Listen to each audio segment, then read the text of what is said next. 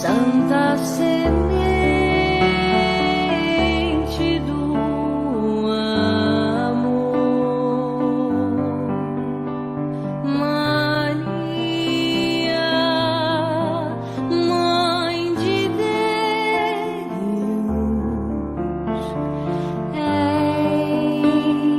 és cheia de graça, Santo é o fruto do teu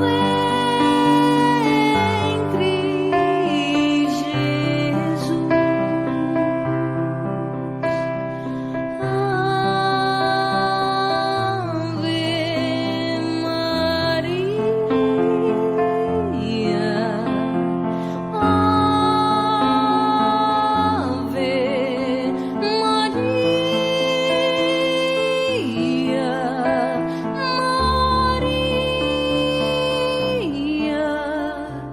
que concebeu o amor em Cristo nosso Senhor, Madre generosa, rogai por nós, os pecadores, Mãe querida. Amém.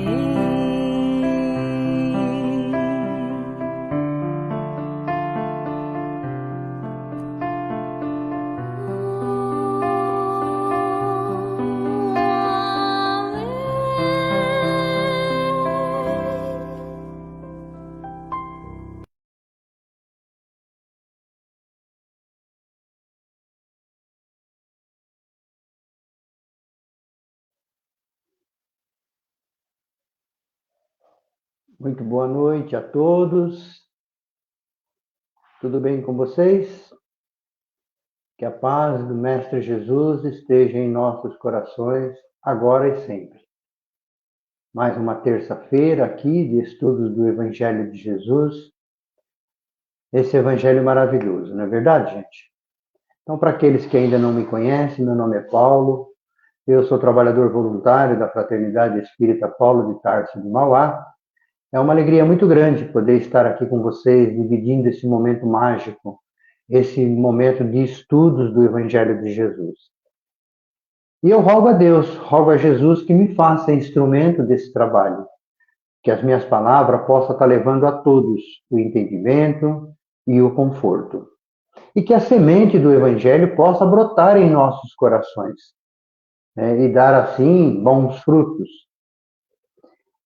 Quando nós nos colocamos a ouvir o Evangelho, a trazer o Evangelho para dentro dos nossos lares, nós somos imediatamente assistidos por espíritos benfeitores, pelos mensageiros celestes de Jesus, que farão assim na nossa casa uma grande limpeza, retirando dali todas as formas de miasma, de maus pensamentos, de negatividade, deixando assim a nossa casa iluminada, limpa, tranquila, serena. E quem nos dá essa certeza, gente, é nosso Senhor Jesus Cristo. Lá em Mateus ele fala, onde estiver 2 ou mais pessoas falando em meu nome, eu lá estarei. Então não tenham dúvida, gente, Jesus está conosco nesse momento. Então aqueles que quiserem colocar um copo com água ou uma jarra com água para ser purificada para toda a família, fiquem à vontade, tá bom? Então, nesse momento, eu quero convidar a todos a serenar os pensamentos, deixando de lado todas aquelas atribulações do dia. Vamos assim, nessa paz, sentindo a presença do nosso anjo guardião, esse amigo tão querido que sempre está ao nosso lado e que nunca nos abandona. Vamos agradecendo imensamente à espiritualidade bendita, aos médicos do espaço que já se coloca ao lado de cada um de nós, derramando o remédio que tanto necessitamos. Vamos agradecendo a presença de Maria, que nos envolve nesse momento com o seu manto fluídico, nos trazendo paz e tranquilidade. Agradecer ao Mestre Jesus por essa luz bendita que ele derrama sobre nós nesse momento. Agradecer pelos seus ensinamentos deixados, pelo seu evangelho bendito e redentor. Esse evangelho que tanto nos ensina e que tanto nos conforta. Jesus então nos estende a mão e nos convida a caminhar em direção ao Pai da vida. E diante dessa luz imensa, nós espiritualmente de joelhos vamos agradecendo. Pai, obrigado. Obrigado, Senhor, pelo nosso despertar no dia de hoje. Obrigado pelas refeições que fizemos. Obrigado, Pai, pela oportunidade bendita do trabalho. E obrigado, meu Pai, pela oportunidade de estarmos aqui encarnados. Agradecidos, Pai, que somos, queremos louvá-lo com a prece que o Cristo nos ensinou. Pai nosso que estás no céu, santificado seja o teu nome. Venha a nós o teu reino e seja feita, Pai, a tua vontade, assim na terra como no céu. O pão nosso de cada dia dai-nos hoje. Perdoa, Pai, as nossas dívidas, na medida que nós vamos perdoando os nossos devedores. E não nos deixe, Senhor, cair em novas tentações. E nos livre sempre, Pai, de todo o mal. Senhor, meu Deus, Tu és o poder, a glória para sempre. Louvado seja nosso Senhor Jesus Cristo. Que assim seja. Muito bem, né? Mais harmonizados, mais tranquilos, nós vamos dar início, então, ao Evangelho dessa noite. Eu quero agradecer a presença de todos. Sejam todos muito bem-vindos. É uma grande alegria poder dividir esse momento com vocês. Então, vamos lá. No Evangelho de hoje, gente, nós vamos estudar a parábola do banquete de núpcias. Essa passagem está inserida no Evangelho segundo o Espiritismo, no capítulo 18, itens 1 e 2. E lá no Novo Testamento, nós vamos encontrar essa passagem no Evangelho de Mateus, no capítulo 22, versículos de 1 a 4. Essa parábola trazida por Jesus tem uma história muito interessante. Ela foi contada por Jesus aos seus apóstolos. E Jesus explicou a eles o significado dessa parábola. Porque essa parábola, ela exige muito raciocínio para fazer a sua interpretação. E certa vez, Jesus designou os apóstolos na sua primeira missão e mandou eles que fossem para cada canto, né, em dupla. E a dupla que ficou responsável para fazer a pregação na região de Decápolis, que era uma região constituída por aproximadamente 10 cidades, e que nela viviam judeus e gentios juntos. Entre outras coisas, os apóstolos contaram essa parábola a eles, que, por sinal, causou assim um grande tumulto naquela região, porque o povo, eles não conseguiam compreender ou entenderam mal, né, as parábolas, o significado da parábola. Nos ensinamentos de Jesus, ele nos fala sempre da vida futura. Ele nos fala da vida espiritual, que é a nossa verdadeira vida. Ele nos mostra sempre que aqui, nesse mundo que nós estamos de passagem. E que nós temos que aproveitar ao máximo essa passagem aqui na Terra, para que aconteça devidamente o nosso desenvolvimento espiritual. Então, quando Jesus nos fala da vida futura, ele nos fala da nossa felicidade futura. ele nos fala dos mundos a serem conquistados. Lá no Sermão do Monte, que foi o sermão onde Jesus reúne os apóstolos, né? Onde eles são escolhidos, né? O Sermão do Monte, ele é a pérola do Evangelho. E ele lá nos fala que os que sofrem serão felizes amanhã. E os que se tornarem puros de coração, hoje, serão felizes amanhã. Isso é uma promessa de Jesus, gente. E essa ideia de mundos felizes, mundos melhores, mundos regenerador, não é uma invenção de Jesus e muito menos do Espiritismo. Profetas da antiguidade já falavam a respeito desses mundos. Então isso não é novidade. Nós vamos lá no 4º livro de Esdra, que foi um grande sacerdote que viveu no século V a.C., lá no capítulo 2 do seu livro, ele vem nos dizer assim, que no mundo vindouro, ou seja, no mundo que está por vir, e que será herdado pelos justos e pelos bons, haverá um grande banquete. E nesse banquete, os convidados irão tirar as vestes mortais e vestirem as vestes imortais.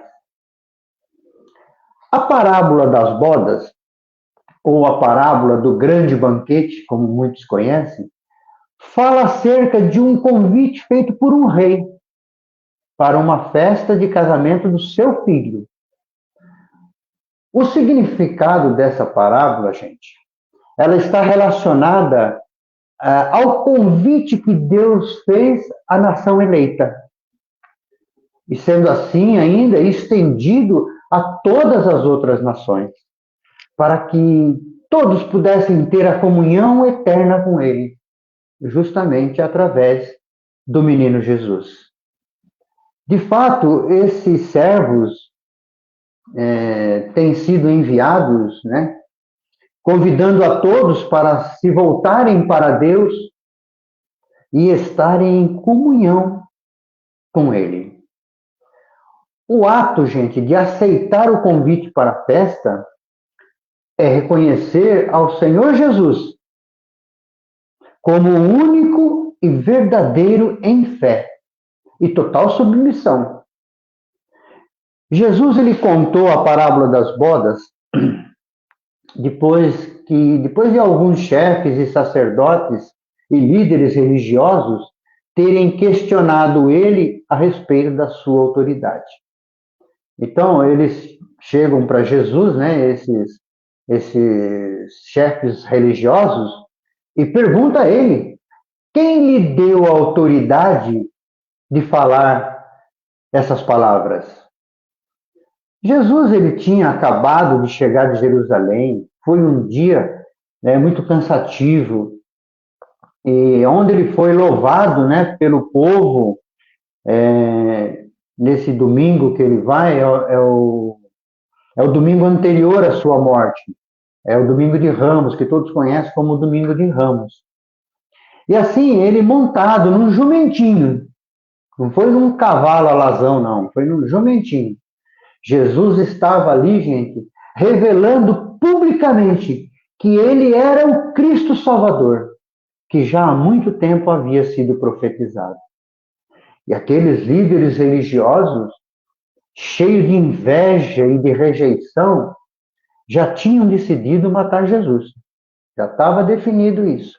E agora eles precisavam pegá-lo em alguma cilada. Então, questioná-lo sobre a autoridade era uma boa maneira que eles tinham de fazer com que ele pudesse blasfemar diante do povo. Mas Jesus era um ser muito sábio, é um ser muito sábio. E ele sabia das intenções daqueles fariseus, daqueles judeus, daqueles saduceus, escribas. E então ele fez com que eles né, ficassem confusos e sem resposta perante a ele. Porque Jesus ele nunca dirigia a palavra afirmando, ele sempre questionava, ele sempre contava, explicava através de parábolas. Então, na sequência, Jesus começou a ensinar aos mestres e ao povo. E ele ali lhe conta 3 parábolas. A parábola dos 2 filhos, a parábola dos lavradores maus e a parábola das bodas, que é a parábola que nós estamos estudando hoje. E assim, através dessas histórias, Jesus chamou-lhe a atenção, né, para o perigo daqueles que rejeitam ele como Messias. Não fazendo assim aqueles, a vontade de Deus, poderão perder o seu lugar no reino de Deus. E Jesus, então, falando em parábolas, disse: o reino dos céus é semelhante a de um rei que celebrou a boda dos seus filhos, do seu filho, e enviou os seus servos a chamar os convidados para a festa. E eles não quiseram vir. Aí o rei enviou outros servos com este recado: dizeis aos convidados que tenho tudo preparado, o meu banquete está pronto. As minhas reses estão e os meus cevados estão mortos. Tudo está pronto. Vinde, pois, as bodas. Mas eles não fizeram caso. Uns foram para o seu campo, outros para o seu negócio, e outros ainda agarraram os servos e ultrajaram e o mataram. Com os fatos acontecidos, aquele rei ficou irado, muito bravo, e mandou as suas tropas exterminar aqueles assassinos e incendiar a sua cidade. Então o rei disse aos servos: as bodas estão preparadas, mas os convidados não eram dignos. E depois então, as encruzilhadas dos caminhos, e chamai para as bodas todos quantas pessoas encontrarem. Então, indo aqueles servos pelo caminho, reuniram todos que encontraram, os bons, os maus, e a sala nupcial ficou cheia de convidados. Mas quando o rei entra para ver os convidados, ele notou ali a presença de um homem que não estava vestido com as vestes nupcial. E perguntou: amigo, como entrastes aqui sem as vestes nupcial? Ele, porém, ficou calado, não falou nada. Então o rei disse aos seus servos: atai-os pelos pés e pelas mãos e lançai às trevas inferiores. Ali haverá prantos e ranger de dentes, porque muitos serão chamados, mas poucos os escolhidos. Então vejam, gente, que nessa parábola, Jesus ele compara o reino de Deus, onde lá é tudo alegria e felicidade, com uma festa de núpcia, que também é cheio de alegria e de felicidade. E enviou os seus servos a chamar os convidados para a festa que ele preparou para todos nós. Aqui na parábola, os servos representam os profetas, que vieram convidá-los a seguir o caminho da verdadeira felicidade. Mas suas palavras foram poucos ouvidas, as suas advertências foram desprezadas, muitos mesmos massacrados, como os servidores da parábola.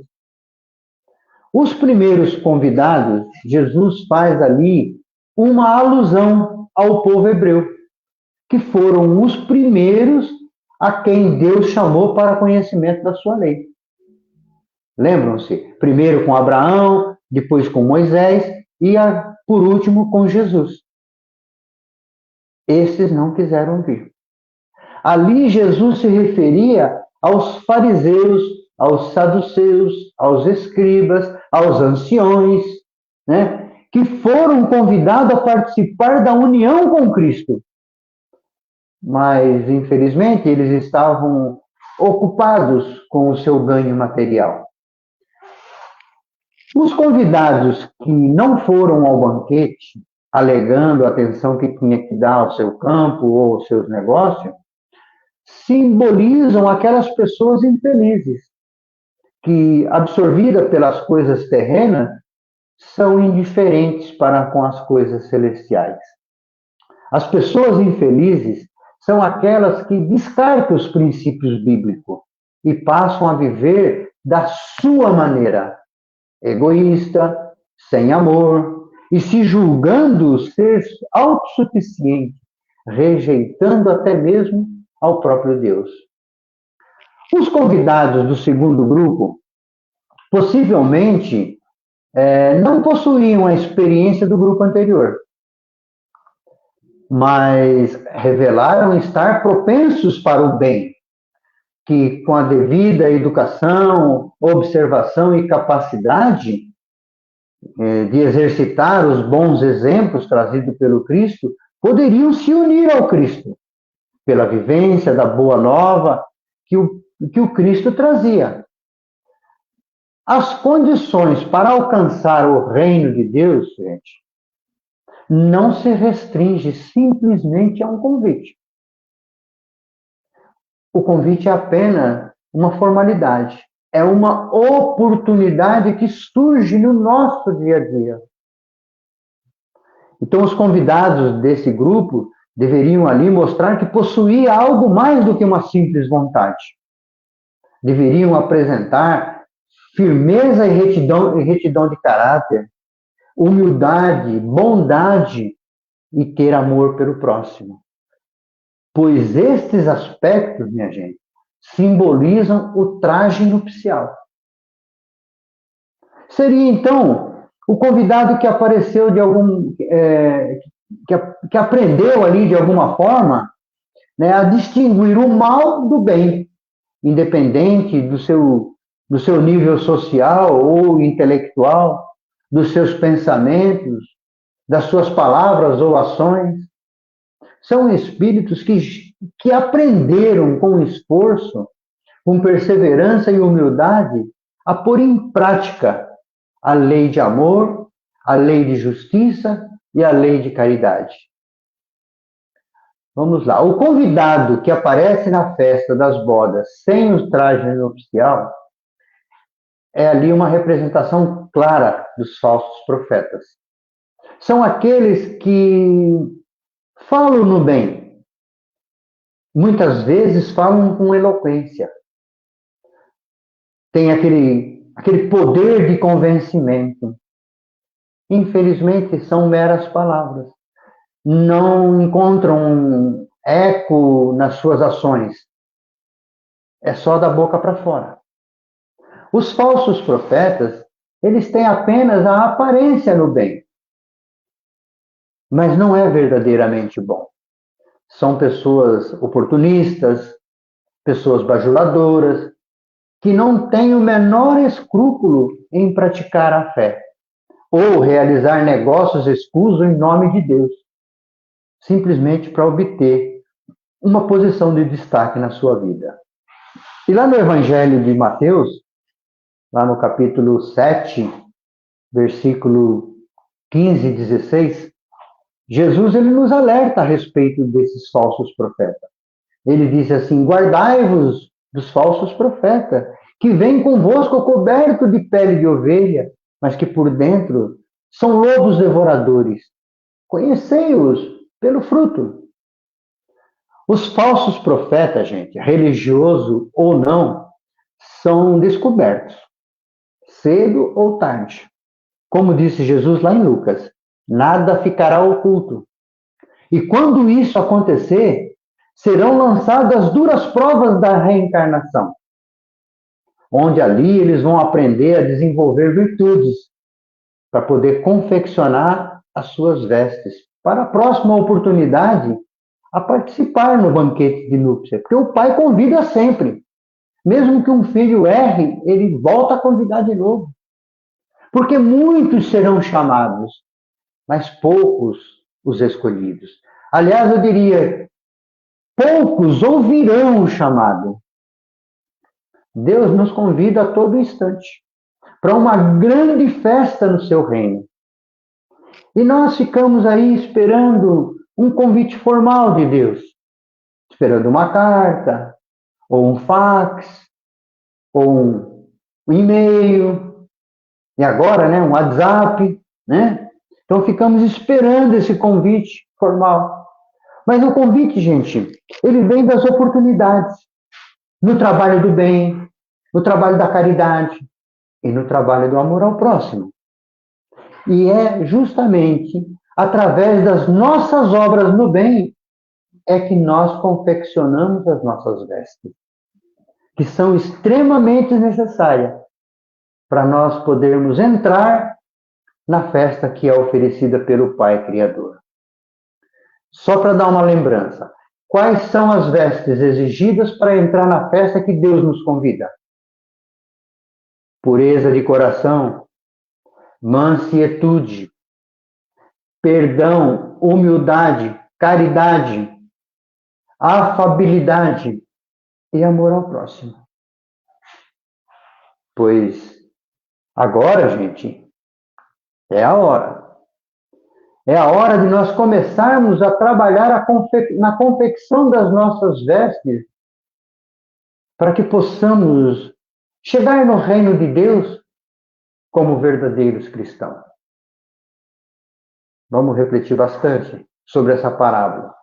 Depois nós podemos estudá-la melhor, né? Procurando lá no Evangelho de Mateus, e procurando entender essa parábola de uma forma bastante completa.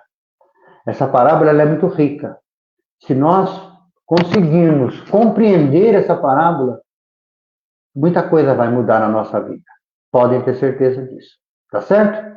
Então vamos assim mais uma vez, né, serenando os nossos pensamentos, agradecendo a Deus, nosso Pai Todo-Poderoso, e a Jesus, o nosso Mestre querido, por essa luz que Ele derrama sobre nós nesse momento. Essa luz, minha gente, que é uma luz que cura, é uma luz que passa pelo nosso corpo agora, reestruturando todas as nossas células. Nós vamos rogando ao Pai que essa luz bendita possa chegar à mente dos dirigentes de nações, principalmente daqueles países que se encontram em guerra, em conflito. Que essa luz, Pai, possa chegar àqueles que perambulam pelas ruas sem um teto para morar. Nós te rogamos, meu Pai, que essa tua luz bendita chegue às penitenciárias, aos hospitais, aos asilos, aos orfanatos, aos manicômios.